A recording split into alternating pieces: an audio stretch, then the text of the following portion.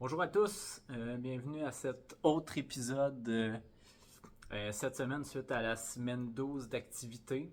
Encore beaucoup de mouvements dans les affrontements et du même coup dans le classement. Donc cette semaine, formule spéciale. On va commencer avec un petit recap. On va passer brièvement sur le waiver là, qui est encore très mec cette semaine. Puis après, on va passer avec notre rest of season ranking, donc aux différentes positions. On va aussi, là, vous allez voir sur l'écran, on va vous mettre notre top. Les fameux rankings Ouais. en tant que tel. Vraiment notre ranking de, mettons, 1 à 24, mais on va parler un peu plus des décisions plus difficiles. Donc, mettons, par exemple, pour les running backs, on va parler du ranking 12 à 24 et non nécessairement le top 12 là, qui est assez clair. Donc, on va passer à travers ça. Là. L'épisode va être surtout consacré à cette portion-là pour vous aider avec vos décisions le rest of season. Donc, si on débute avec les affrontements cette semaine, dans le premier affrontement, moi-même contre Robin. Donc, affrontement très serré. Jusqu'à la toute fin. Ouais, donc c'est terminé. Là. Il en reste pas. Je pense pas qu'il reste personne à jouer dans cet affrontement-là.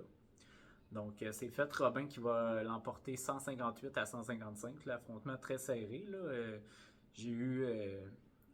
J'avais espoir jusqu'à la toute fin là, avec deux grosses performances dans le match des Chargers contre les Ravens, mais ça n'aura pas été assez. Sinon, du côté de Robin, l'excellente performance, là, plusieurs joueurs qui se sont présentés au rendez-vous, là, ça va lui donner une chance. Là, Ben, il est encore Ouais. avec ses deux victoires cette semaine, il va se retrouver à 4 victoires. Une victoire seulement derrière Babin. Puis il joue contre la semaine prochaine. Donc Ça devrait, vraiment tout est à jouer dans cet affrontement-là. Oui, exactement. Donc, ça va se battre jusqu'à la toute fin entre ces deux-là. Là. Ça va être intéressant de voir, là, mais clairement, Robin est encore dans la course là, avec une grosse performance cette semaine. Lui qui va avoir deux victoires. Donc, rapidement, là, l'affrontement corps arrière, donc Stroud, grosse performance encore une fois. Là, donc, très bon signe de ce côté-là pour les séries qui s'en viennent. Sinon, running back, Bijan, enfin, très grosse performance, a été utilisé autant par la course que par la voie des airs. Donc, un touché par la passe et par la course. Jacobs a une bonne performance. Très là. impliqué. Ouais, très impliqué. On a eu une grosse course de, je pense, 67 verges là, pour un touché là, qui a donné un gros boost, là, mais énormément impliqué. Là, contrairement à la semaine passée où ça avait été un petit peu plus calme. Sinon, Mixon, Montgomery. Montgomery, encore une performance à la Montgomery, donc 15 carry, un touchdown. Sinon, du côté de Mixon, là, plus difficile cette semaine. Là, Une autre semaine derrière Stevenson. A vu son rivaux Stevenson là, l'emporter cette semaine, là, mais quand même décevant, Mixon. Là, les Bengals, je pense que ça va être difficile là, d'ici la fin de la saison, mais étonnamment pas énormément utilisé, malgré le fait qu'on a un corps arrière un peu moins expérimenté. Donc, des signes.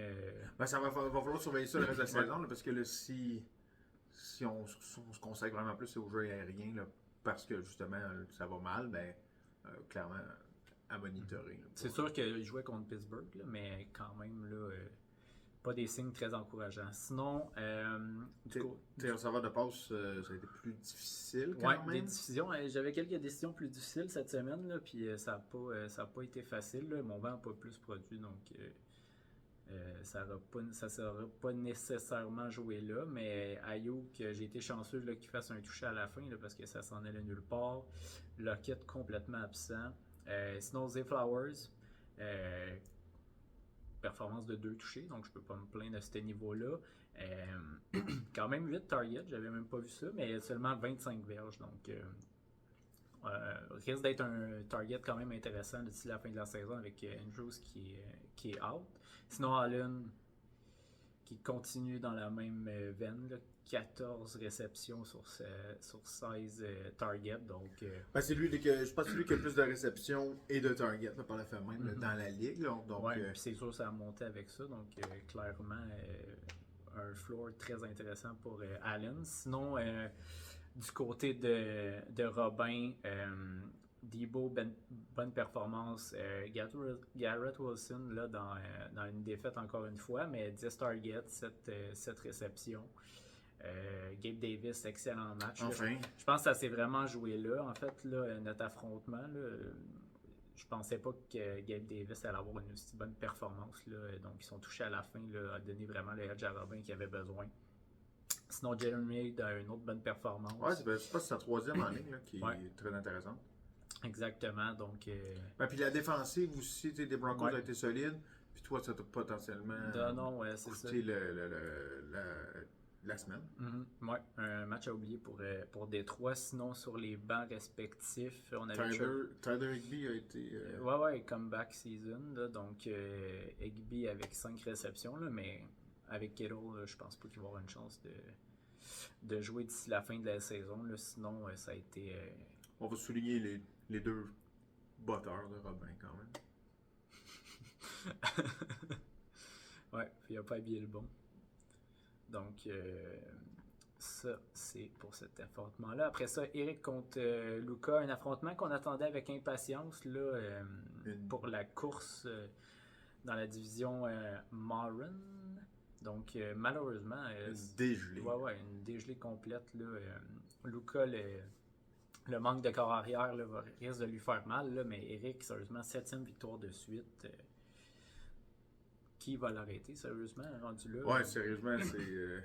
l'équipe de JP est en train d'être remplacée là, par celle de non, tout le monde se présente là, au rendez-vous. Tout a l'air d'aller dans le bon sens pour Eric. Il y a juste Dalton Schultz là, que ça a été plus calme, mais sera quand même à surveiller d'ici la fin de la saison. Karen Williams, retour de blessure là, très en force. Là, des signes très encourageants pour lui, pour les Rams. Sinon, du côté de Lucas, c'est tout simplement personne qui s'est présenté. Là. Ça a été très très calme. Diggs a fait, dans un match avec un gros score, là, quand même fait une bonne performance, là, mais on s'attendait à rien de moins. Sinon, il reste DJ Moore ce soir, mais sinon, ça a été très très très calme. Là. Puis sur son banc aussi, il avait beaucoup encore de joueurs blessés, mais mis à part Jacoby Myers qui a eu une très bonne performance. Là. Il n'y a pas grand-chose qui aurait pu être fait du côté de Luka pour l'emporter. Là. Surtout étant donné qu'il y a des gros joueurs sur le banc de Eric et Simon qui ont eu des bonnes performances. Donc, sérieusement, des signes très encourageants là, pour Eric. Puis, on verra bien là, d'ici la fin de la saison. Mais l'équipe potentiellement à battre là, avec une autre victoire cette semaine. Ben, puis pour Lucas, là, ça devient un peu inquiétant. Là, puis il y a beaucoup de joueurs dans des situations qui ne sont pas comme optimales. Là. On voit Barkley, on voit une situation de corps arrière aussi là, pour Lucas qui est difficile.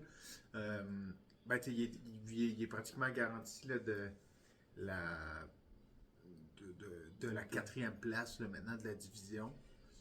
Puis on a un revirement de situation là, que JP. Mais le top 4, je pense que ça va se battre jusqu'à la fin. Là, à voir qui va être 1, 2 et 3, 4. Là, ben, ça va jouer entre Lucas et JP là, pour la 3e place. Mais JP là, va avoir une longueur d'avance après cette semaine. Donc, à suivre. Parlant de JP. Oui, parlant de JP contre Alex cette semaine. Donc, 2 performances, on pourrait dire, ordinaires. Là, donc, même JP qui ne battra probablement pas la médiane. Avec 125. Avec 125 points, ne battra pas la médiane. Ouais, donc ça va être dans le fond une défaite contre la médiane pour JP. Va gagner son affrontement contre Alec là, qui a une performance là, assez maigre cette semaine de 102 points. Donc on retrouve le bon vieux Alec de début de saison. Pas grand chose à se mettre sous la dent. Non, pas grand chose à se mettre sous la dent. Là. Des signes quand même encourageants au niveau des running backs de JP. Là, donc c'est encourageant de ce côté-là, mais au niveau receveur, là, ça a été très très calme là, pour lui. Thielen, très décevant. Ouais, du côté d'Alec, sérieusement, Mostert a une bonne performance. Là, on l'avait mentionné, là, son acquisition à la date limite là, avec A-Chain qui semble tarder à revenir là, à 100%. Donc, à surveiller d'ici la fin de la saison, mais ça pourrait être un trade qui pourrait l'aider d'ici la fin de la saison. Mais on est loin quand même d'une place en série pour Alec, là, donc ça risque d'être complexe. Ben, c'est qu'en fait, je pense avec la défaite ici, je pense qu'il est officiellement éliminé. Ah ouais, ok. Nous n'avons pas fait les calculs mathématiques, là, mais On est à 8. à 8-16 après cette semaine. Ouais, puis ben, Lucas est encore à 12 victoires. Donc, il faudrait 4 victoires de suite. Ben, 2 victoires par semaine pour les 2 semaines qui vont rester. Puis que Lucas en gagne aucune. Donc, ça va être quand même difficile. Ça risque d'être assez complexe, là, mais pas grand-chose à se mettre sous la dent dans cet affrontement. Sinon, du côté de Bull contre Tito, là, donc autre grosse performance de Tito là, qui est fin seul en tête de la division avec sa victoire là, s'enligne pour presque un 190 points là, contre Bull, qui n'a pas eu une mauvaise performance à 143 points, là, mais ça aurait été pas assez pour battre l'équipe explosive de Tito. Là. Donc, Prescott, on vous en a parlé, ça va être... difficile à contenir là, pour le reste de la saison. Ça va être un de nos top quarterbacks pour le restant de la saison. Herbert devrait être meilleur là, d'ici la fin de la saison, mais petite performance quand même cette semaine. McCaffrey, qu'est-ce qu'on peut dire de plus? Là? C'est un lock à chaque semaine. Brees Hall plus calme un peu. On a eu Henry là, qui a eu 2 touchdowns là, du côté du Tennessee, là, donc des signes encourageants pour lui pour le restant de la saison. Après 2 matchs difficiles, les 2 semaines qui avaient suivi, qui avaient précédé. Donc, enfin. Exactement, quand même une bonne cédule de playoff, donc à surveiller. Puis on a Tyjae Spears aussi qui s'est blessé vers la fin du match, là, à voir si c'est sérieux, là, mais on a quand même quelque chose à suivre de près. Sinon, match plus calme pour Kamara, mais quand même son petit 15 points.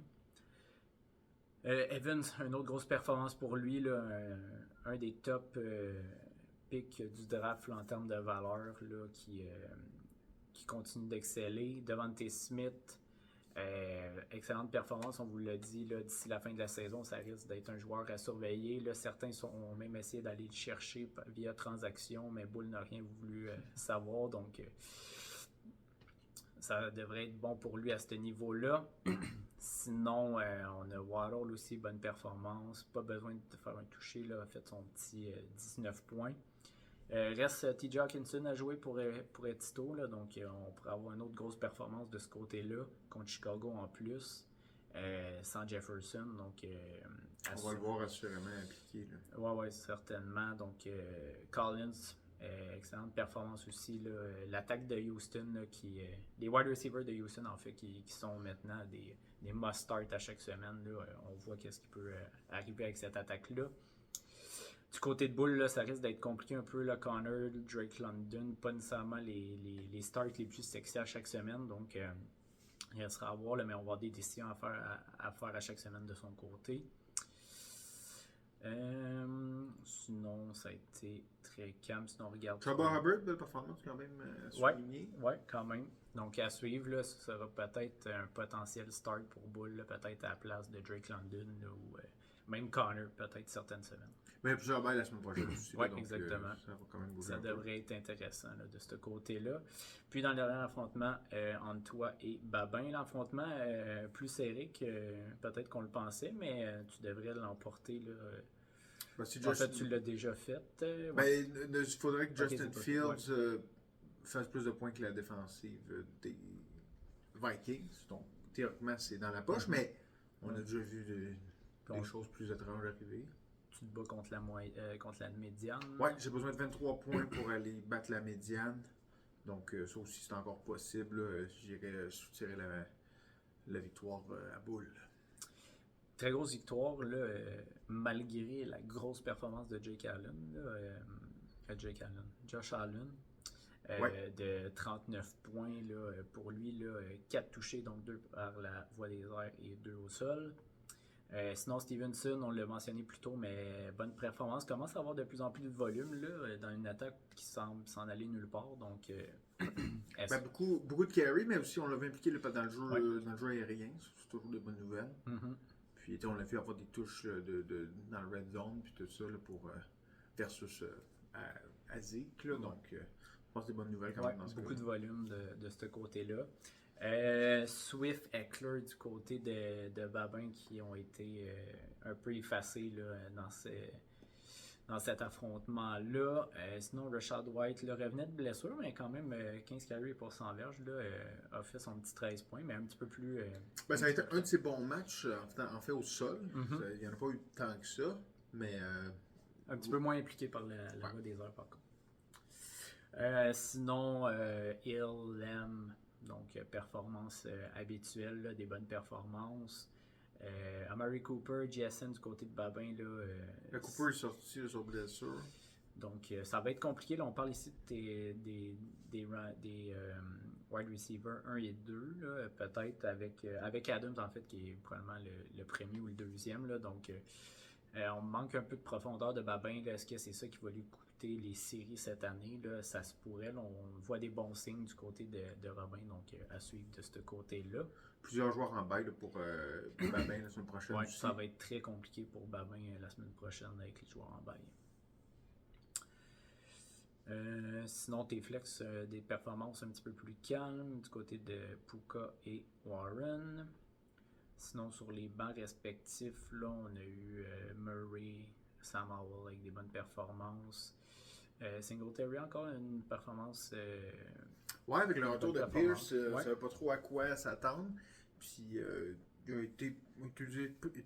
ont été utilisés presque également, mais beaucoup plus par le jeu aérien dans le cas de Pierce, dans le cas de Singletary. Mais ça va être difficile de le starter à chaque semaine. Mm-hmm. Puis Brandon Cooks, c'est pas une performance du côté des Cowboys qui va peut-être être un start pour Babin la semaine prochaine avec toutes les bails. Donc, du côté du waivers cette semaine, on va y aller très rapidement parce que ça fait quand même pitié. En termes de corps arrière, je pense qu'il y a deux options, deux ou trois options intéressantes. Derek Carr, là, je pense qu'on le mentionne chaque semaine maintenant, mais un bon petit start contre Détroit, c'est quelque chose qui est attaquable. Puis pour le restant de la saison également, là, c'est une cédule qui est intéressante. Moi de mon côté, là, j'ai mis Wilson contre Houston. Bon, les affrontements contre Houston à targeter, puis c'est des high scoring matchs, donc potentiellement un match intéressant pour Wilson. Mais Wilson, malgré le fait là, que l'équipe est revenue là, sur une trajectoire des victoires, pas nécessairement beaucoup de points pour lui dans cette run-là. Donc à suivre, mais quand même un potentiel contre Houston intéressant. Sinon, en termes de corps arrière. Ben, sinon, moi j'ai marqué Stafford, puis Love. Là, donc Love, deux bonnes performances récemment. Là, donc pourrait être intéressant contre Casey, là, qui n'est pas la défensive la plus facile. Puis Stafford contre Cleveland. Qui pourrait être intéressant. Là. Cleveland qui a accordé là, près de 400 verges là, à leur dernier match. Non, en fait, les Rams qui ont fait près de 400 verges d'attaque là, à leur dernier match, donc potentiel quand même intéressant. Là. Puis Cleveland, malgré le fait que c'est une très bonne défensive, se retrouve parfois dans des matchs avec beaucoup de points, donc à suivre à ce niveau-là. Du côté des running backs. J'ai Dearness Johnson pour les Jaguars. Je pense qu'on l'a vu, j'en avais parlé un peu la semaine passée, mais c'est lui qu'on a vu comme émerger comme deuxième running back là, pour les Jags. En cas de blessure à Etienne, serait probablement le joueur à avoir. Donc, à ce stade-ci, là, comme pour les running backs là, sur le waiver, là, c'est très faible la norme de qualité. Il faut vraiment prendre des joueurs en cas de blessure là, ou des handcuffs parce qu'il n'y a vraiment pas beaucoup de valeur là, en ce moment. Non, exact. Fait que, moi aussi, là, j'ai marqué Mitchell contre Philadelphie là, qui peut être un handcuff intéressant à garder sur le banc là, en cas de blessure à CMC. Puis sinon, Zach Moss contre le Tennessee. Zach Moss qui a vu 41% des snaps là, hier, donc quand même à souligner. Là, on avait remarqué un petit drop, là, mais là, ça commence à augmenter. Là, est quand même impliqué là, dans l'attaque des Colts, donc intéressant à stash. Ben, ils sont toujours dans le coup quand même. Mm-hmm. Il n'y a rien de fait encore, donc je devrais le voir quand même encore un peu. Du côté des wide receivers, probablement un petit peu plus intéressant là, comparé au QB et au RB cette semaine. Donc, wide receiver, mon premier pick, évidemment, on le nomme quasiment à chaque semaine, mais Dotson versus Miami, là encore, 6 targets cette semaine pour lui. On le sait que Sam Howell lance énormément le ballon. Washington se retrouve tout le temps dans des situations qui perdent un match. Fait que ça peut être une option. Là, surtout la semaine prochaine, il y a beaucoup de bye, donc ça peut être un bon pick là, contre Miami, là, qui est une défensive quand même qui accorde beaucoup de points. Moi, j'ai Monsieur Elijah Moore des Browns. C'est plus en fonction de la blessure à Mary Cooper, là, voir le niveau de sévérité, là, voir s'il va rater le match ou pas. Vous n'allez pas gagner votre ligue avec Elijah Moore, mais dans une semaine comme ici où il y a quelques bails, peut être intéressant à voir. Là. Seulement si Cooper a du temps, là, parce qu'il a été absolument inefficace là, quand Cooper était là. Ouais, target 7, 7 et 9 dans les 3 derniers matchs pour Elijah Moore, là, donc quand même intéressant à ce niveau-là. Là. Njoku pas mal le target numéro 1 en absence de Amari Cooper, si c'est le cas, là, donc, mais quand même à regarder là, du côté de Moore, là, a été très impliqué. Dernier choix, Tutu Atwell, donc contre Cleveland. On sait que l'offensive des Rams, ça passe beaucoup par Cobb ou Puka, mais là, Cobb à chaque semaine semble peut-être traîner une blessure, donc on ne sait jamais s'il va être à 100% à chaque match. Donc ça serait pas étonnant de le voir sortir de temps en temps, puis Atwell va avoir ses opportunités. Là, donc je pense que si vous avez un espace sur votre banc, là, ça pourrait être intéressant, là, par exemple à la place d'un deuxième kicker. Par exemple. Par exemple. Donc, du côté des tight ends cette semaine. Freiermuth. The mute will get you the loot. Contre Arizona, c'est un match-up qui n'est pas nécessairement facile, mais je pense qu'il y a eu 11 targets, si je ne m'abuse, dans le dernier match. Changement de coordonnateur là, pour les Steelers. On a vu une attaque vraiment plus dynamique. C'est certainement une option là, qui pourrait vous dépanner là, en plus, vous avez besoin d'un tight end. Cette semaine, mais potentiellement aussi le reste de la semaine. Ouais, 9 catch pour 120 verges là, quand même. Puis a tombé un peu en dessous du radar à cause de sa blessure. Là, mais... Bon, on en avait parlé un peu la semaine passée, ouais. Mais... était quand même une excellente option en début de saison aussi. Là, donc potentiellement, là, surtout si on commence à être plus fluide du côté de l'attaque de Pittsburgh, là, c'est sûr que ça peut potentiellement passer par lui. Puis Higbee contre l'Arizona qui a fait 2 touchés. Donc, quelque chose à surveiller si vous avez besoin. Deuxième option, j'ai mis Cade Otton contre la Caroline. Donc, encore plusieurs targets à chaque semaine pour lui. Ça peut être une option un peu sneaky si vous avez besoin comme tight end. J'ai mis Isaiah Likely de Baltimore. C'est un match contre... les Ravens ne jouent pas cette semaine, en fait. C'est pour ça que je... Pour l'interrogation. Est-ce qu'il joue ou je suis... Non, il est en vrai. Donc voilà. Une option... même été target pas mal. C'est que c'est peut-être plus à mettre sur votre banc puis à espérer là, qu'il fasse quelque chose à son retour de bail. Mais c'est peut-être plus en cas de doute, là, si vraiment vous avez de la place sur votre banc.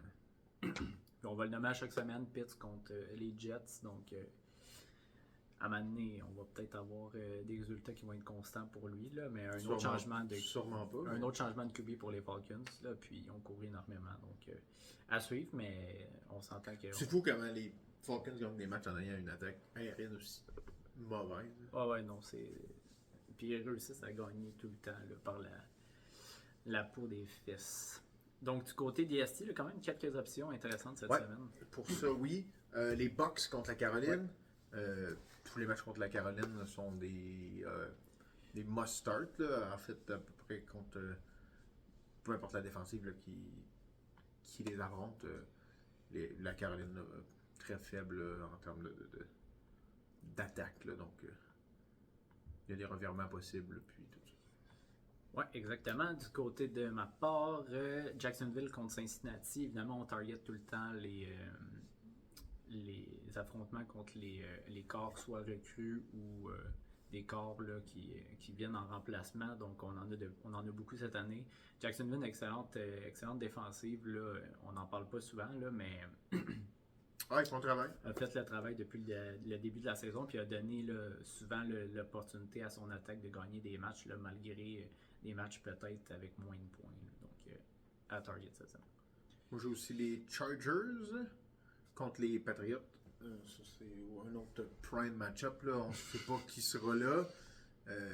Mais assurément, ça va être un autre pathétique match des Patriots. Donc, vous pouvez target n'importe qui joue contre les Patriots. Ma dernière sélection, Atlanta contre les Jets. Donc, on a vu un pick 6 de 98 verges contre les Jets cette semaine. Je pense que ça démontre un peu ce que l'attaque des Jets peut être. On ne sait pas c'est qui ça va être le corps. On parlait de Trevor Siemian, mais ça va mal quand on est rendu là. Ouais, donc on est rendu au 4e QB cette année, donc c'est absurde, mais Atlanta, comme on l'a dit, trouve toujours le moyen de gagner des matchs, puis ça passe souvent par la défensive depuis le début de la saison. Donc, bonne défensive, pick 6 la semaine passée ouais. aussi, donc bonne défensive, bon match-up. Ouais, exactement. Parfait. Ça donc, conclut notre la section du waiver de cette semaine.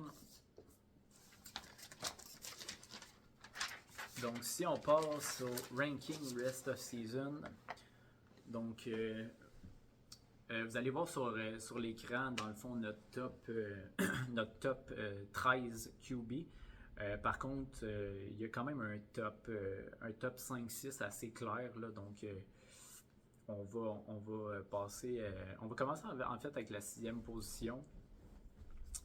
On a mis Justin Fields. À cette position-là, de retour de blessure, semble être à 100%, donc on va avoir une meilleure idée après le match de ce soir là, contre Minnesota là, qui pourrait être intéressant. Ben Fields, en fait, c'est beaucoup son floor, là, je pense que c'est presque 50 verges de course là, par match en moyenne. Donc, juste ça le rend extrêmement intéressant là, pour avoir un mauvais match, mais quand même amener de la valeur. Là. 5 verges, 5 points, c'est l'équivalent de 125 verges de passe. Donc, un floor qui est vraiment intéressant. Puis, on l'a vu faire des touchés aussi par la course. Puis, il a été très bon, en fait, à part, je pense, les 2 premières semaines de la saison. Il a été excellent. Ouais, exactement. Puis, il y a quand même une bonne cédule d'ici la fin de la saison. Donc, en 6e position. En 7e position, CJ Stroud. Là, je pense que pas de surprise pour personne à ce niveau-là. Là, à chaque semaine, trouve le moyen là, d'être explosif. Là. Un autre match au-dessus de 300 verges pour lui.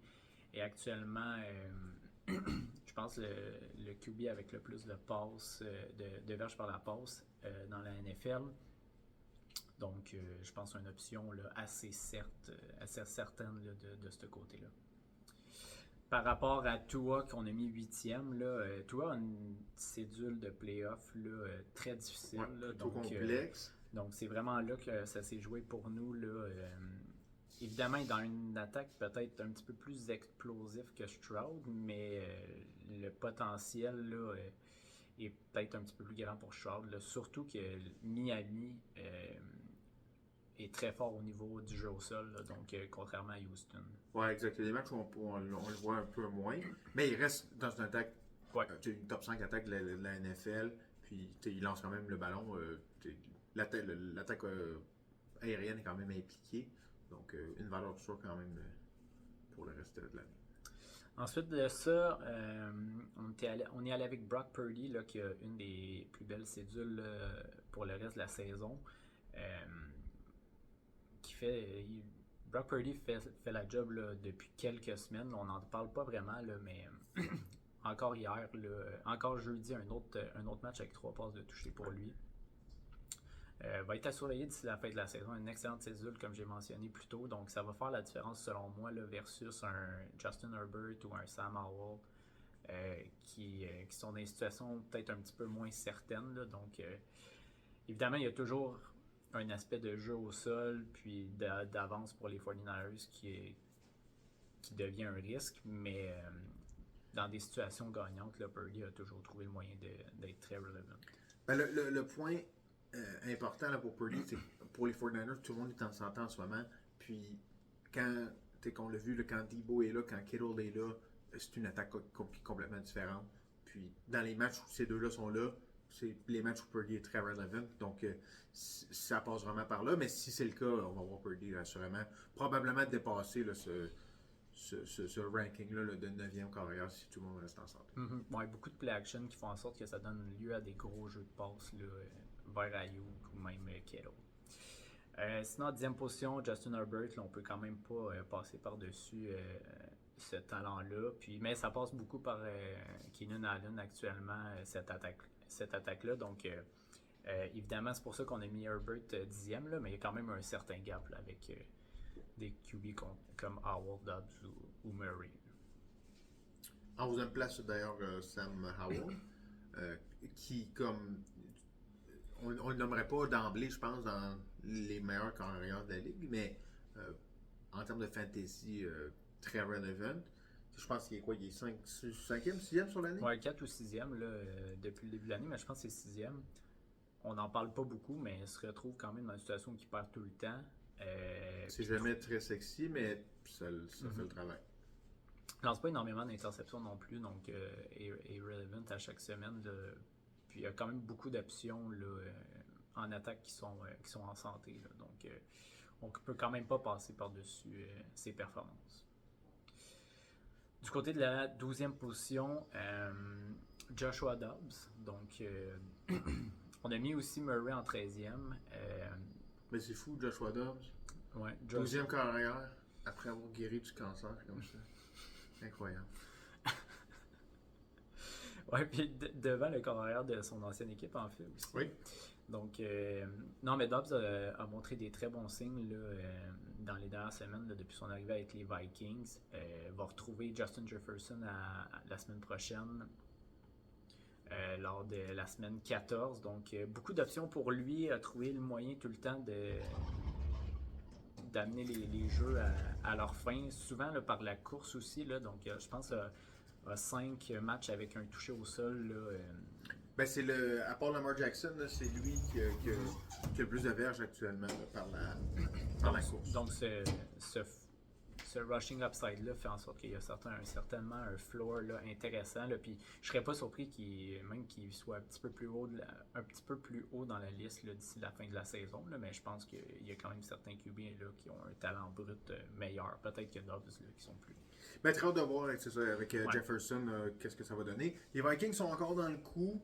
Avec une victoire aujourd'hui, ils resteraient dans le coup. Là, une défaite aujourd'hui, ça rendrait les choses complexes, mais ils sont encore dans le coup. Donc, avec le bye, puis le retour de Jefferson au retour de ça, donc tout est à jouer pour les Vikings. Exactement. Donc, puis Murray en 13e, comme on a mentionné. Là, mais on voulait montrer un peu que c'est très serré là, dans ce coin-là. Donc, ces options-là, actuellement, là, ces 13 QB-là qui sont roster dans une équipe, là, donc pas d'option de pick-up, mais à voir si peut-être certains de ces QB-là vont se libérer d'ici la fin de la saison. Du côté running back, wide receiver, là, un peu plus serré, là, un peu plus difficile, là, peut-être des fois là, de départager certains joueurs. Je pense qu'il y a un top 9 assez clair. Là, peut-être l'ordre là, pour certains va changer, mais il y a un top 9 quand même assez clair là, avec un certain floor pour ces joueurs-là. Par contre, à partir de la 10e position, on a Rashad White qu'on a placé devant Pollard et Swift versus un consensus qui semble peut-être favoriser un petit peu plus Pollard et Swift. Je pense que Rashad White, pour ma part, a un floor qui est excellent. Un passing upside. Très impliqué dans le jeu aérien. Puis je pense qu'il est devant Pollard sur l'année. Les Buccaneers sont encore dans le coup aussi. Je pense qu'il faut garder ça en considération. Ça fait assurément une différence. Puis, il a juste démontré à date qu'il était de guy au sol. Là, on a vu Keyshawn Vaughn n'a presque pas du tout cette année. Chase Edmonds seulement par moment. Donc, Non, puis mis à part Evans, il n'y a pas une tonne d'options là, pour les Buccaneers par la passe. Là, donc ça passe vraiment beaucoup par Rashad White. Là, puis on l'a vu, Baker Mayfield, quand il y a un target intéressant, là, c'est passe constamment par ses joueurs. Là, donc, White en 10e position. Donc ensuite, évidemment, on a passé à Pollard et Swift.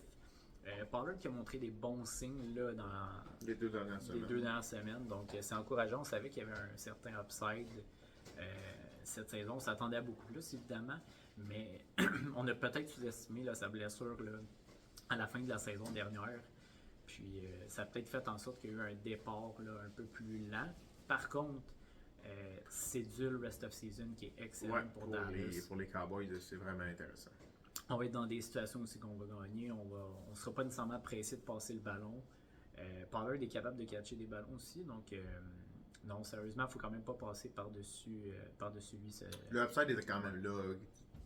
Pour assurément le trouver plus haut que ça. Mais reste petit point d'interrogation. Ça a été mieux dans les 2 dernières semaines, mais il va falloir qu'il pick up le pace là, s'il veut.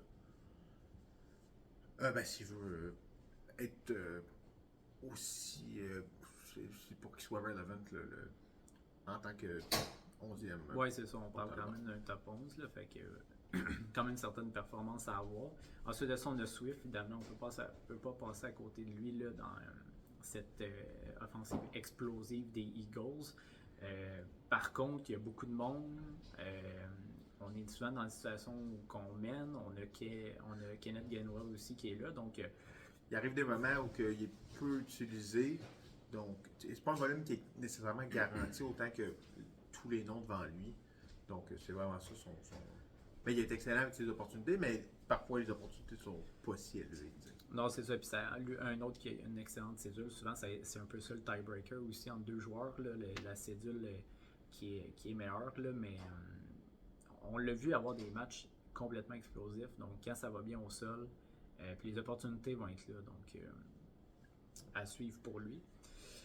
Karen Williams en 13e position, lui on l'a monté un peu, évidemment on ne peut pas passer sous silence sa performance d'hier. S'il y en a un qui pourrait finir peut-être top 5 dans ce classement-là, c'est lui.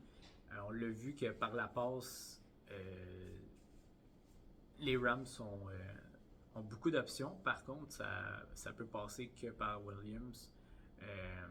Au niveau des points, puis il va faire la job à chaque semaine. Il n'y a pas besoin de faire 3 touchdowns à chaque semaine.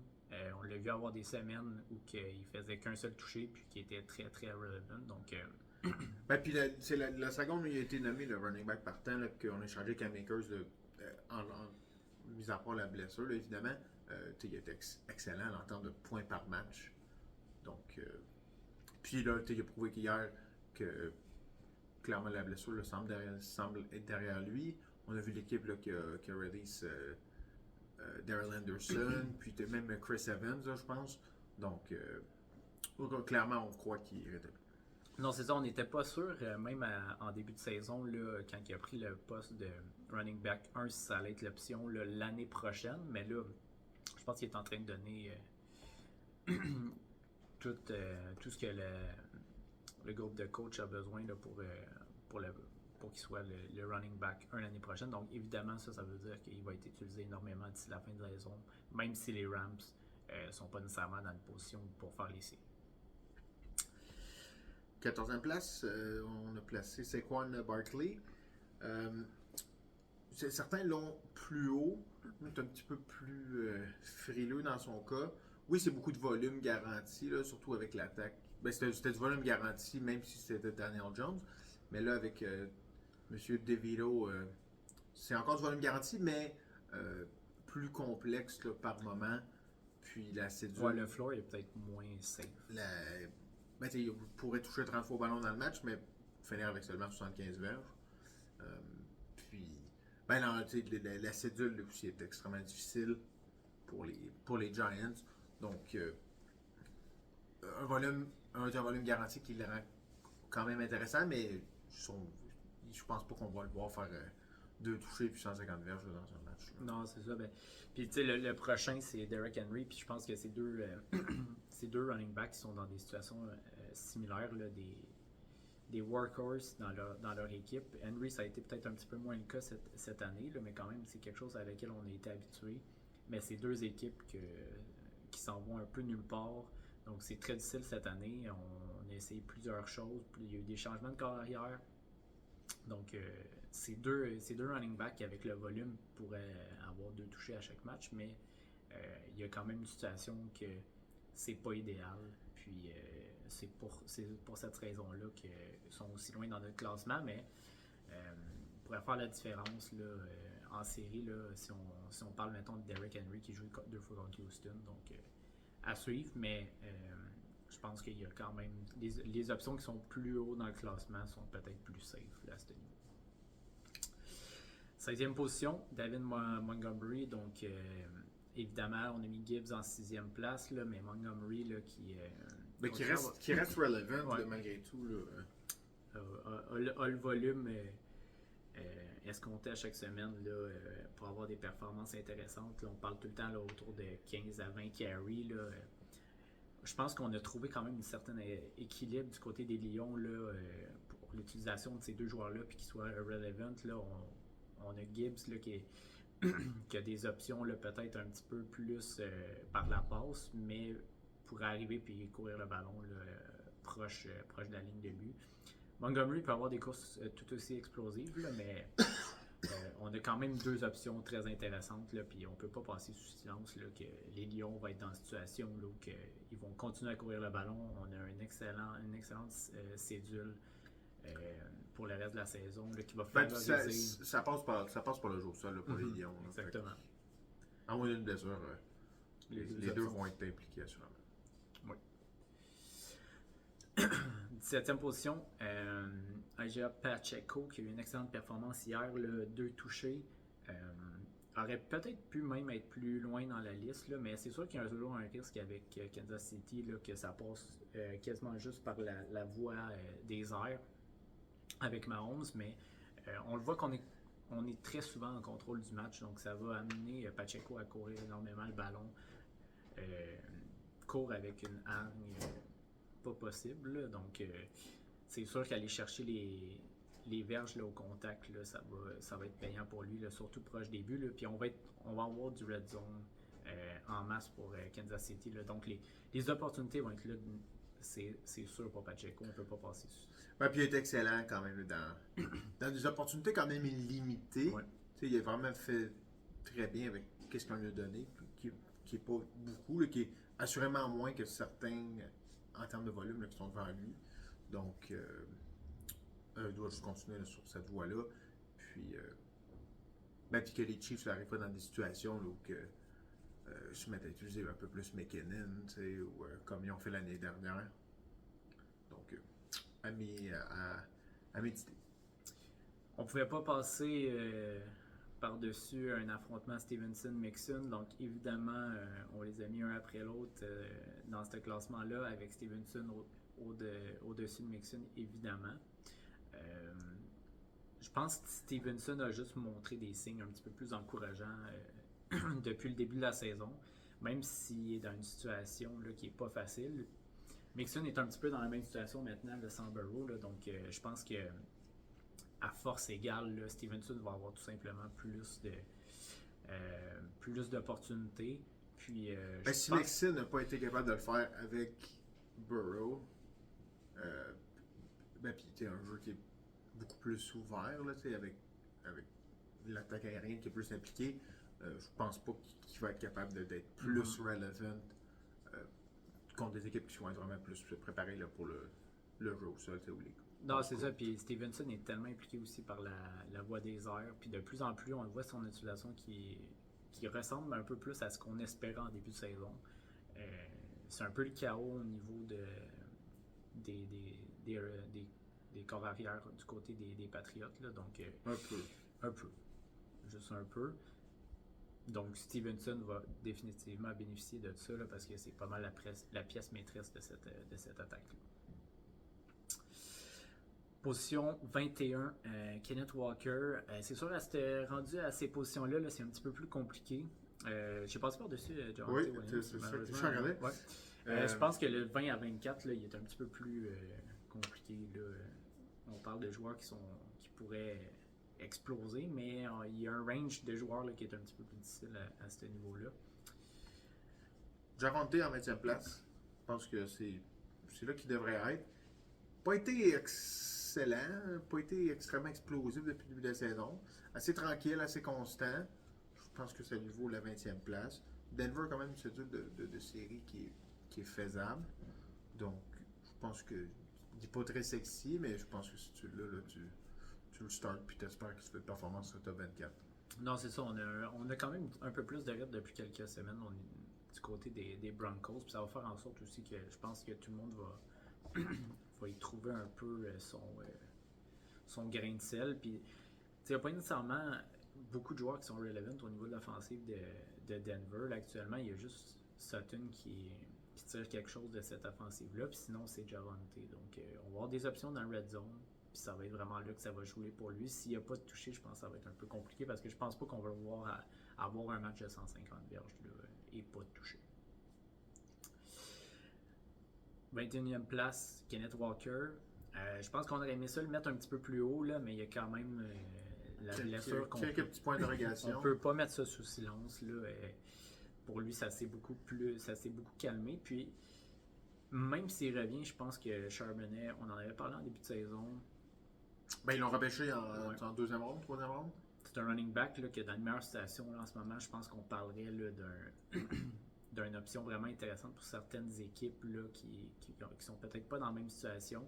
Puis on parlait même d'opportunités ratées là, de son côté là, en allant à Seattle là, où que, Walker était déjà là. Donc, est-ce que ça va être de plus en plus split backfield? Ça serait pas surprenant.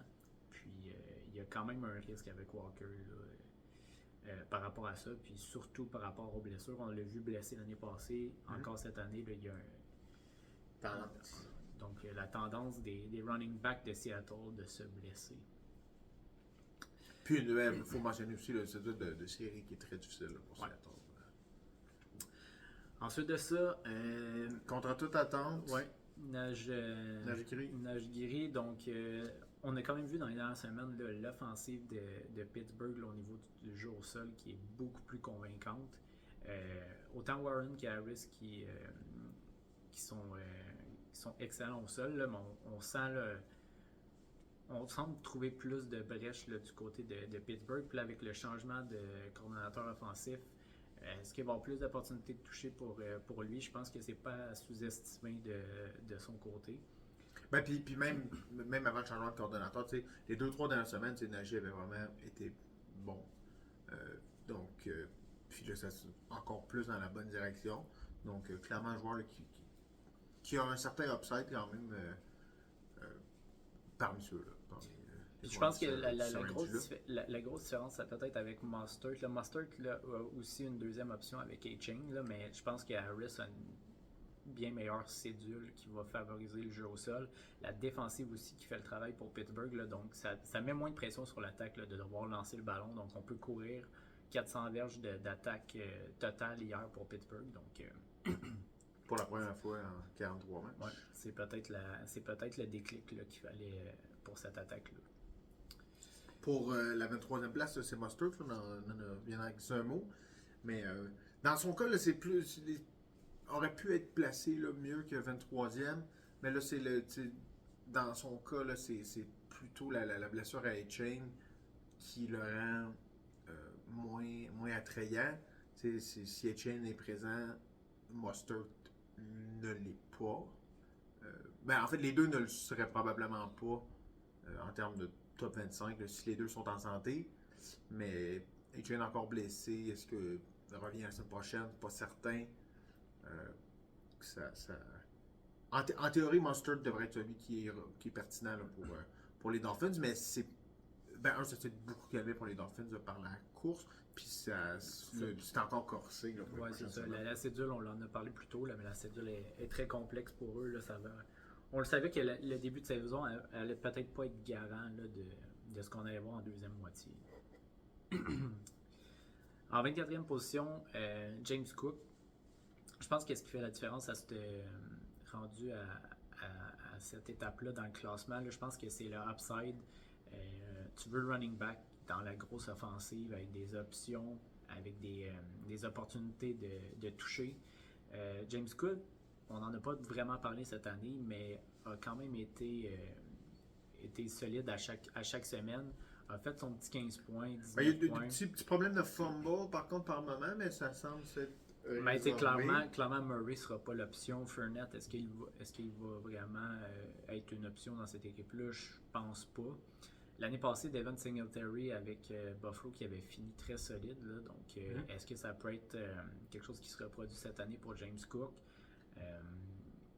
C'est sûr que les opportunités vont être là pour lui, puis c'est peut-être ça pourrait être potentiellement là, ça qui va faire la différence versus d'autres joueurs, peut-être avec un floor peut-être moins safe.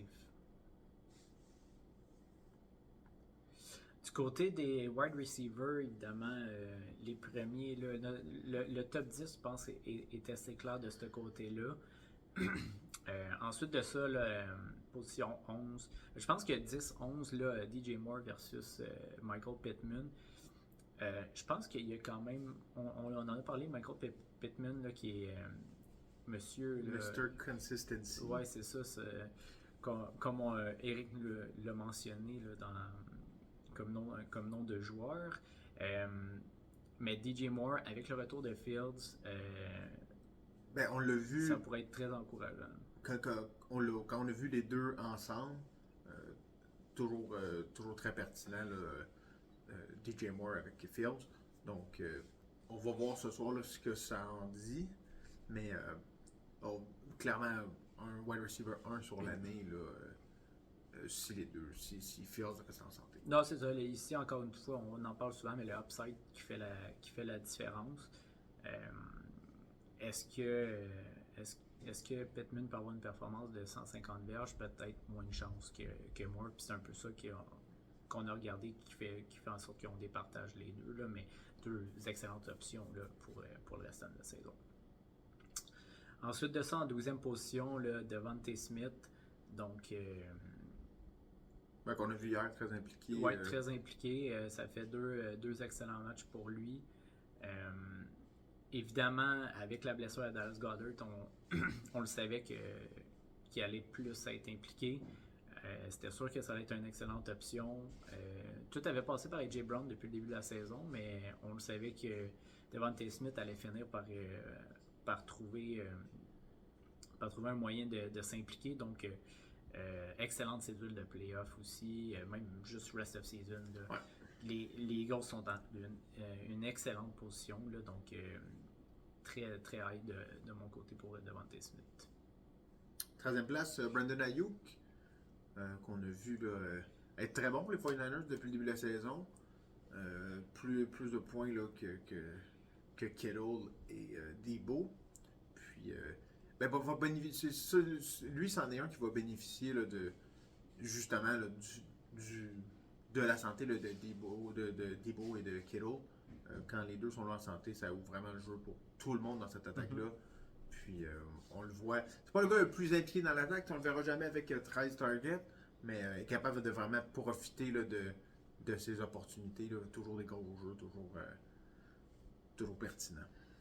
Non, c'est ça, puis on en a parlé un peu plus tôt, là, mais le play action là, qui est très payant là, pour San Francisco, puis Ayuk fait partie de ceux là, qui en bénéficient le plus. Là, donc, excellente cédule, probablement une des meilleures cédules là, pour eux aussi. Là, donc, les meilleures équipes sont dans des situations là, pour exceller en fin de saison.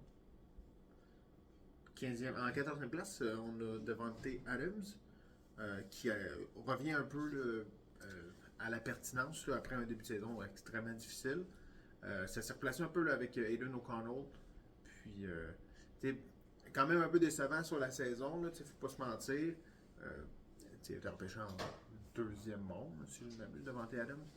Mais, à ce stade-ci, c'est je pense qu'il y a un moment dans l'année où certains auraient pris Jacoby Meyers avant Devante Adams pour le reste de l'année. On n'en est plus là, au moins.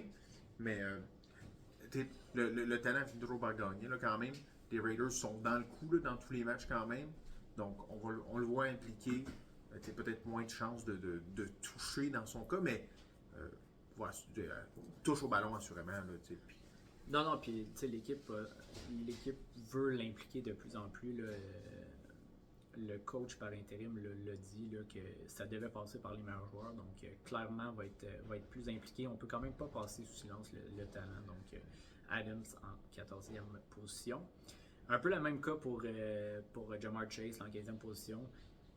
Ça fait mal au cœur de voir ce genre de joueur-là aussi bas dans le classement, mais ça va être très difficile pour les Bengals avec Bleming.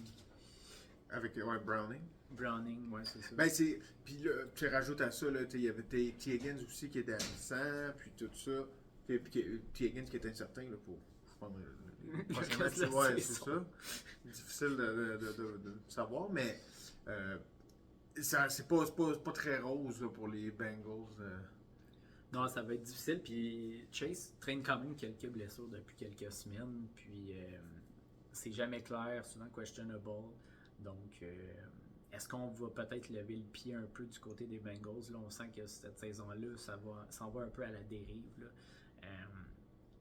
C'est difficile de le mettre plus haut que ça, malheureusement, à l'heure actuelle. On va le voir impliqué à un certain point, certain, ouais. Mais comme le upside est plus vraiment là. Oui, évidemment. Il va y avoir des performances sur certaines semaines, donc il va être super explosif, mais est-ce qu'à chaque semaine, d'ici la fin de la saison, je penserais pas. 16e position, DK Metcalf, donc pour Seattle. Seattle qui a une excellente cédule pour les receveurs de passe, en fait. Là, ouais.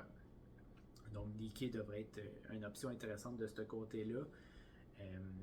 DK qui a passé un peu sous silence là, depuis le début de la saison. Là, Seattle là, fait son petit bout de chemin, là, mais Metcalf définitivement là, a quand même un certain upside. Là. Peut-être pas le upside là, d'un Chase, mais dans une attaque là, avec un Geno Smith là, qui potentiellement est en santé. Là, donc, ouais, ça reste à voir. Ça va vraiment être ça qui va déterminer, là, mais on est souvent dans une situation là, où on fait 2-3 touchés par game, là, puis ça passe souvent par Metcalf. Donc, le upside est quand même là. Dans la 17e place, parlant de upside, le Cooper Cup, vraiment la raison pourquoi il est là, c'est le upside potentiel, parce que pour l'instant, ça n'a pas été du tout le cas. Même avec le retour de Stafford, là, ça fait plusieurs matchs. Je pense que c'est le 3e match de suite là, qu'on le voit très peu impliqué. Ça serait difficile de le mettre plus... Ben, on ne pourrait pas le mettre plus haut, mais on l'a vu dans le passé. L'impact qu'il est capable d'avoir dans une équipe, ça, c'est indéniable. Donc, on ne peut pas vraiment passer ça sous silence. Mais c'est quand même un point d'interrogation. On a vu l'attaque hier des Rams, c'était 4 touchés, puis quand pas touché au ballon, on était 3, 4, 5 fois pour quinzaine de verges. Donc, ça passe pas nécessairement par cop, comme peut-être ça a déjà été le cas par moment. Mais le upside reste là. Je pense que c'est... Non, on peut pas, c'est encore une fois, on peut pas passer à côté du talent, mais il y a quand même un risque en ce moment là, qui semblerait aggraver des blessures. Là, puis on dirait qu'on semble boiter un peu. Là. Encore sorti hier les revenus, là, mais on dirait qu'on n'est pas capable de s'en tirer là, pour sa part. Puis les Rams qui seront pas nécessairement dans une position là, pour faire les séries, donc à un moment donné, est-ce qu'on va décider de tirer la plug? Là, on le sait que les Rams n'ont pas nécessairement de choix de draft, là, donc ils n'ont pas vraiment intérêt à lancer la serviette plutôt. Là. Mais pour Cop, peut-être une question juste d'aggraver des blessures. On va peut-être. Il y a quand même un risque qu'on passe à autre chose de son côté, là, puis que ça soit vraiment pas le top 5 wide receiver qu'on a déjà. 18e place, Chris Olave pour les Saints. Le premier bénéficiaire là, des targets de Derek Carr. Ça dépend beaucoup de de quelque chose, mais notamment là, que le fait que Carr reste en santé, ce qui n'est pas une garantie. Là, il semble qu'il y a toujours quelque chose qui lui arrive. Mais, encore une fois, là, on parlait de talent, d'opportunité. Les Saints lancent plus le ballon là, qu'à un certain point là, en début de saison. Puis, si ça continue comme ça, là, on la vivre. Sans être le gars qui va faire 40 points là, nécessairement une semaine, mais on le voit toujours très impliqué. Puis, voilà. C'est ça, il est beaucoup plus impliqué là, avec les Saints depuis quelques semaines. Michael Thomas, là, qui est plus une option. Donc, on le voit là, que tranquillement, là, pas vite, Carp et lui, là, ça commence à un peu plus cliquer. Là. Hier, avait une performance incroyable en première demi avant de se blesser. Mais évidemment, c'est une option intéressante en début de saison. Puis pour avoir une fin de saison là, très intéressante de son côté. 20e position, Deebo Samuel, on en a parlé plus tôt. Non, tu as raté Calvin Ridley en 19e place. Monsieur Calvin, là, en 19e place, là, on sorti des boulamites, là, on parce n'aurait que... peut-être pas eu cette discussion-là il y a 2-3 semaines. Non. Mais c'est depuis le retour de Zay Jones, en fait, l'attaque des Jaguars transformée. On l'a vu vraiment beaucoup plus impliqué avec Zay Jones en uniforme.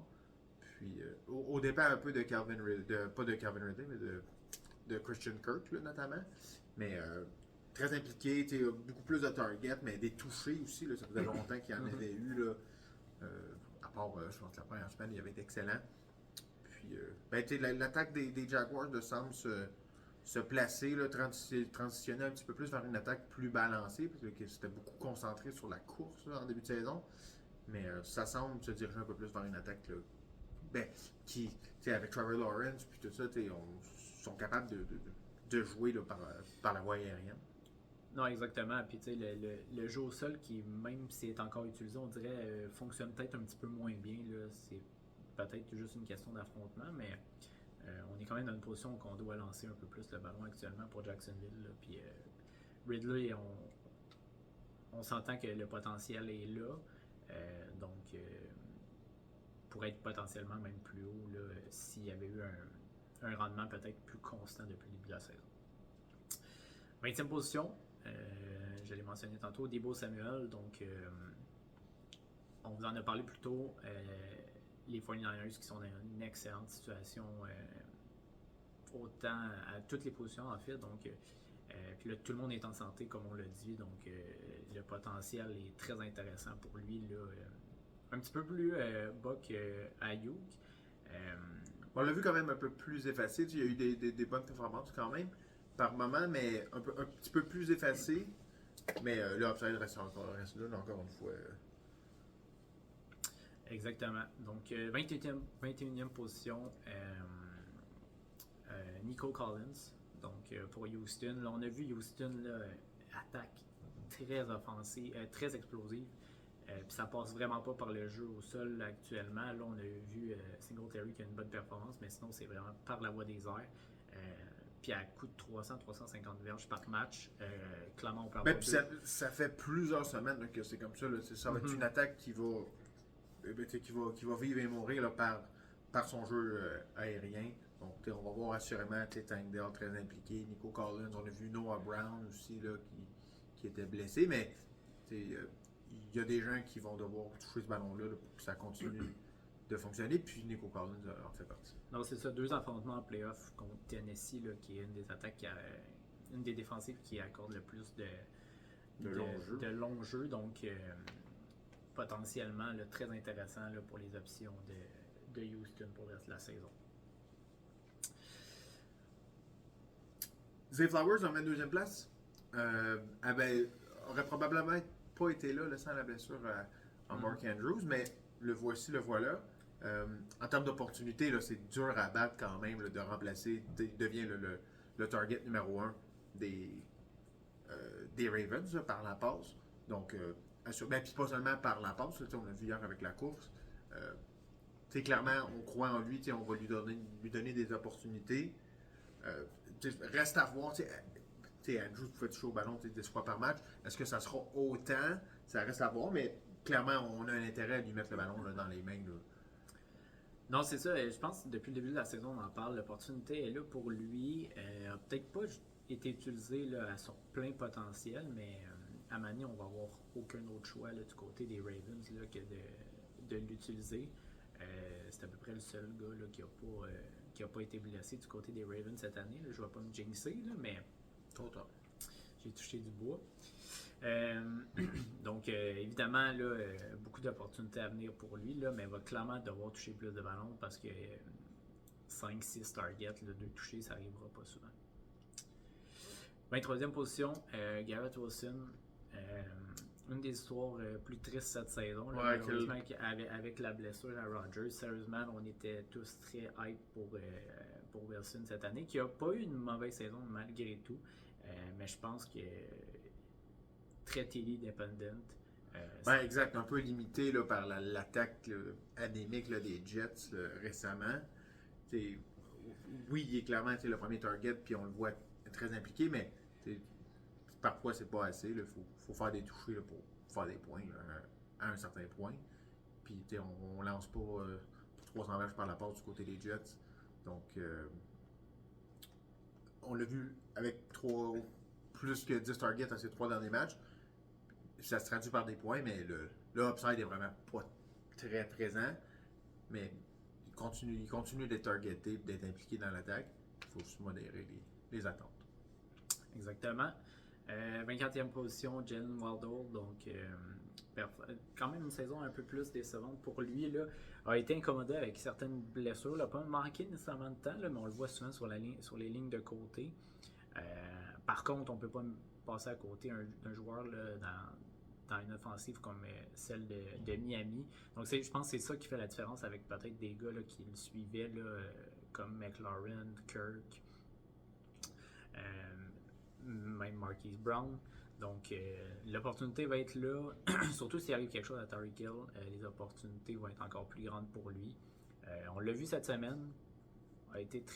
Semblait être effacé, mais 8 catch pour 114 verges, pas de touché, mais excellente performance. Donc, peut être une excellente option là, en termes de wide receiver 2 et même 3 à la limite, là, rest of season.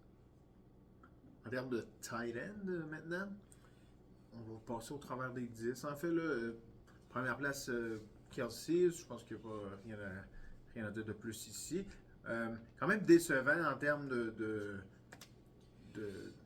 premier tight end sur l'année, là, oui, mais en termes de production totale, l'avantage de positionnel de Kelsey est moins grand que les autres années.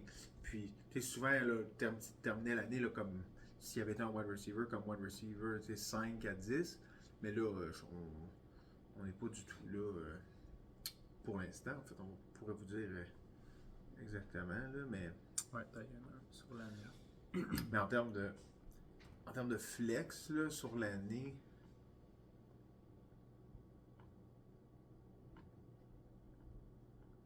C'est pas... Ah non, mais on l'a vu, ça. Pas dans le top 10. Ouais, t'as raison. Le 34e au total là, versus... On parle quand même d'un choix numéro 6, je crois, là, cette année, là, au draft. Donc, c'est sûr que c'est pas nécessairement la performance qu'on s'attendait. Ça a été plus calme, là, un peu pour lui. Il a quand même manqué un match là, dans le début de saison. Deuxième position, Hawkinson. Hawkinson a été excellent depuis le début de la saison. Il l'était quand il était avec les Lions, il l'a été avec les Vikings. On a changé d'option avec Joshua Dobbs après la blessure de Kirk Cousins, puis a été encore meilleur. Semble vraiment être l'option numéro 1 de cette équipe-là. On verra quand Jefferson va revenir. Malgré le fait qu'il a quand même été incommodé par certaines blessures, donc ça sera à suivre, mais... c'est le clan numéro 2. Un excellent route runner, là, tout le temps bien placé pour recevoir la passe. Puis je pense que ça adapte beaucoup aussi là, Joshua Dobbs, là, qui des fois là, va courir là, pour ouvrir ses options. Donc va s'adapter énormément, là, puis va adapter sa course là, pour être disponible pour lui. Là, mais je ne serais pas surpris qu'il soit tight end 1 là, à la fin de la saison. Non, moi non plus. S'il y en a un qui peut le faire, c'est définitivement. Ouais. Sam Laporta en 3e place, la recrue des Lions. On l'a vu un petit peu plus calme ces dernières semaines, mais a connu un début de saison vraiment exceptionnel. Puis on l'a vu s'implanter là, comme target numéro 2 pour les Lions. Donc, vraiment une option intéressante pour Non, c'est ça. le reste de la saison. A été énormément impliqué depuis le début de la saison. Donc, définitivement, là, peut-être un peu plus d'opportunités que les prochains Titans qu'on va parler, là, dont la 4e position, le Dalton Kincaid, qui a été époustouflant depuis là, la blessure à Dawson Knox. Qui est censé revenir plus ou moins bientôt d'ailleurs, mais je pense pas que ça va changer quelque chose à ce stade-ci, mais quand même. Mais on parle beaucoup, il y a beaucoup d'options dans cette attaque-là, puis on l'a vu hier, le Gabe Davis qui est impliqué, donc, mais semble avoir un certain flow intéressant, là, puis je pense que c'est ça qui fait la différence là, versus les Thailands qui suivent. McBride qui est notre Thailand 5, qui est un petit peu dans la même situation là, versus Zach Ertz là, qui va potentiellement revenir d'ici la fin de la saison. Là. C'est sûr, l'opportunité, l'attaque d'Arizona est quand même pas comparable avec Buffalo, mais on parle quand même de situations quand même similaires pour lui. Mais énormément de targets, donc... Ben, il peut être potentiellement le premier target de Kyler Murray. C'est quand même une possibilité, donc c'est pas à négliger. Non, exactement. Puis, on a quand même une situation que Arizona ne fera pas les séries, je pense que c'est assez clair. Mais est-ce qu'on va en profiter pour peut-être passer à autre chose là, avec Zach Ertz, puis vraiment mettre toutes nos dernière année de contrat nos billes dans le même panier, là, puis ride McBride d'ici la fin de ça. En 6e place, George Kittle. Certains l'ont un petit peu plus haut, mais c'est sa variation en termes de points là, par match qui le rend un peu moins intéressant, là, selon moi. Un upside qui est immense. Je pense que c'est le seul tight end là-dedans, à part Kelsey, qui pourrait finir avec 30 points dans un match. Mais c'est aussi le seul des 5 en avant de lui qui peut finir avec 3 points dans un match, je pense. Très bon bloqueur aussi. On le voit beaucoup souvent impliqué là, dans le run blocking puis tout ça. Donc, victime un peu parfois de son propre succès. Non, ça, puis je pense que comparé, comme tu l'as dit, aux options qui sont un peu plus hautes, je pense que c'est l'opportunité peut-être, qui n'est peut-être pas l'option numéro 1, là, peut être potentiellement la 4e option de cette attaque-là. Donc, c'est peut-être l'opportunité qui va manquer pour Kittle, mais pour avoir des grosses boom performances certaines semaines, là, ça pourrait définitivement faire gagner certaines équipes. En 7e position, Jake Ferguson, donc Fergalicious, d'ici la fin de la saison. Là, on l'a vu depuis le début de la saison, option numéro 2 qu'on peut dire là, pour les Cowboys. Là, puis... On a vu Cooks un petit peu plus récemment par contre, mais il y a eu des très bons flashs. Plusieurs touchdowns. Comme tight end recrue, ça c'est rare qu'on les voit aussi impliqués. A pris un peu le rôle de Dalton Schultz là, absolument. À Dallas. Là, donc, on le voit qu'il y a une bonne connexion avec Dak. Encore une fois, on l'a dit, là, comme les meilleures équipes, la cédule est intéressante. Donc, on ne peut pas passer à côté des opportunités là, de Red Zone là, qui vont être là pour lui aussi. Là. En 8e place, David Njoku. Donc, on a un autre qu'on n'aurait pas eu dans le classement là, il y a quelques semaines, là, mais semble reprendre du poil de la bête là, depuis ses dernières brûlures. Encore beaucoup de targets cette semaine, là, passé proche là, de faire 2 autres touchés, donc il aurait eu une performance là, énorme cette semaine. Semble être vraiment le target là, de DTR. Le fameux corps de Cleveland que personne ne connaît. Mais oui, absolument, c'est ça. Les opportunités sont là dans son cas. Ça sera pas facile pour les Browns jusqu'à la fin de la saison. Mais leur défensive fait qu'ils sont toujours dans le coup. Donc, on va avoir des matchs qui ne seront pas perdus d'avance et puis on va avoir des opportunités d'être utilisés abondamment. Non, c'est ça. On verra avec les blessures, mais définitivement une option intéressante. Dalton Schultz en 9e position, donc avec Houston. On en a parlé, le volume pour Houston au niveau de la passe, sky's the limit. Donc Dalton Schultz qui a été un peu plus calme cette semaine, là, mais je pense pas que ça va être représentatif de ce qui s'en vient. Il y a eu plusieurs bonnes semaines avant ça quand même. Donc à prendre en compte. Dans le cas de Schultz, c'est pour ça qu'il est 9e, justement. C'est un floor un peu moins garanti, peut-être, que certains autres. Mais les opportunités sont là dans son cas. Non, exactement. Donc, c'est sûr qu'il y a beaucoup d'options à Houston, mais définitivement, là, peut trouver un moyen de tirer son épingle. Ouais. Dixième tight end dans notre classement, Cole Kmet. Donc, un peu dans le même ordre qu'on a parlé de Fields Santo avec DJ Moore. Cole Kmet va être un de ceux qui va bénéficier du retour de Fields au jeu. Donc, Cole Kmet qui avait eu quelques très bons flashs là, avant sa blessure là, avec des performances de 2 touchés. C'est sûr qu'il est quand même TD dependent, mais bon, on l'a vu par le passé, il a été capable d'être très relevant puis d'être explosif. Non, c'est ça. Peut avoir, je pense que quand on parle du 10e tight end, on parle encore une fois d'opportunités. Puis je pense comparément à certains tight ends qui sont peut-être un peu plus bas, va avoir beaucoup plus d'opportunités d'être intéressant d'ici la fin de la saison. Voilà, donc on espère que vous avez apprécié. Si vous avez peut-être des idées pour les prochains épisodes d'ici la fin de la saison pour rendre ça encore plus intéressant, là, on sait que le waiver c'est un peu plus difficile. Gênez-vous pas de nous en faire part. On espère que ça va vous aider à peut-être prendre des décisions, à peut-être avoir des discussions. Donc, on espère que vous avez apprécié et on vous souhaite une excellente semaine. Bonne semaine.